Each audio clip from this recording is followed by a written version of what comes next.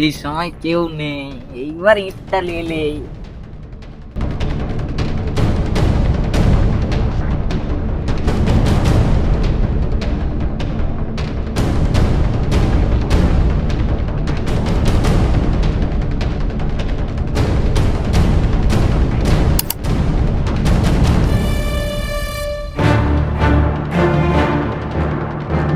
বালি কালকে এসে নিয়ে যাবো, আজকে পুরিচিটা নিয়ে নেই।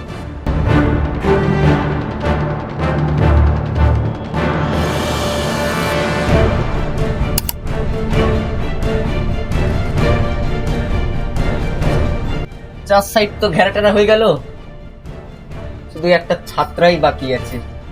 যাই। ওই ভাই দাঁড়া দাঁড়া দাঁড়া দাঁড়া দাঁড়া। কি আছে কি আছে কেন?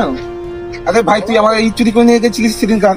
না তো ভাই, আমি তোদের তো ইট পিট চুরি করি না। কেন, কি হয়েছে কি?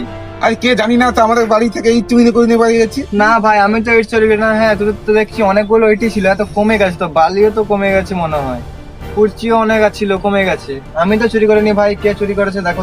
ঠিক আছে, আমি যাচ্ছি এখন, আমার ঠিক একটু আছে কাজ ঠিক আছে যাও। এ চুরি করে নিয়ে যায়, আজ এইখান থেকে ওকে ধরবো, লুকিয়ে থাকবো আজ আমি। আজকেই লাস্ট দিন, আজকেই বাড়িটা নিয়ে দেখি।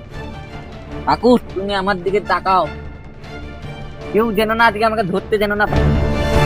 তো মালটা আজকে এসেছে চুরি করতে, চল যাই আজকে মালটাকে ধরবো।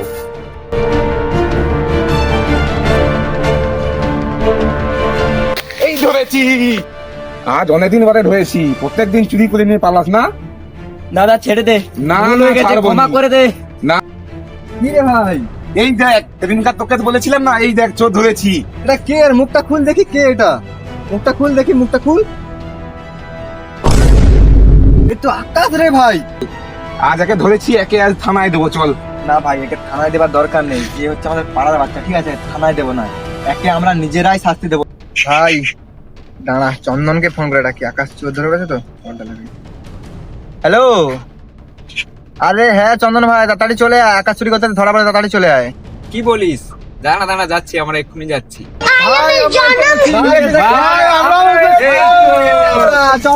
এইবার হবে খেলা।